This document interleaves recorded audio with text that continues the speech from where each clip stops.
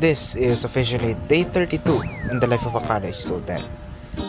So, today is currently February 20, 2026. We have 3 subjects: Purposive Communication, a National Service Training Program, and Introduction to Computing.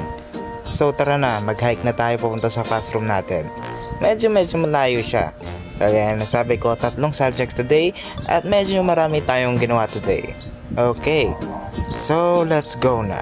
Tapos na natin na ang hike. Papunta na ating classroom at aakyatin pa natin itong nakakainis na hagdan na to. Grabe, ang ganda na classroom, oh. 2-story building. Grabe ito.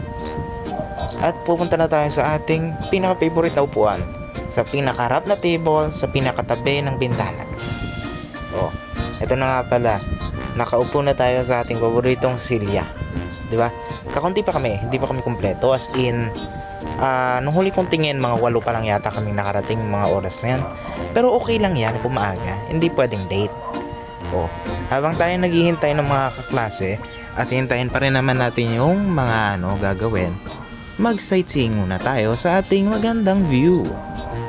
Pagkatapos noon, dumating si sir, naggawa tayo ng lectures. Ito nga pala yung notes na binigay sa atin ni sir after niya i-describe or i-explain kung ano ibig sabihin nun. Ito na yung aking notes. Yan, oh. Kakaunti lang yung notes natin ngayon. Yung nasa ibabaw na yan, lines lang yan doon sa ginawa kong play o yung vlog. Oh. Pagkatapos nga naman nun, wala na, tapos na kami sa purposive communication. Ngayon, mainit na. Kaya naisarado ko na yung kortina kasi tingnan mo, napakaliwanag. Kasi napaka-araw niya, napakalakas na araw niyan. Masusunog ako pag hindi ko tinaas yung kortina yan. Oh, di ba?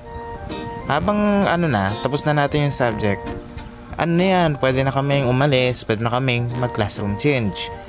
Kaso yung iba, tambay muna, aayusin muna yung mga bag, aayusin muna yung mga notebooks, kung may ililigpit, yung iba nakatambay lang. So wala naman tayo magagawa doon. So tara na sa ating favorite scene, ang ating classroom change.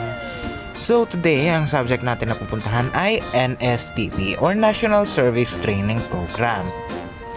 Siya ay isang subject na basically tungkol sa training and psychological development. So it turns out, yung classroom na pupunta natin NSTP, unavailable. So babalik na lang tayo dito sa available na classroom, yung pinagpuntahan natin kanina. Balik tayo sa pwesto natin. O, diba? O, diba? Ang ganda. Dahil hindi na masyadong maaraw at nakalipas na ang araw or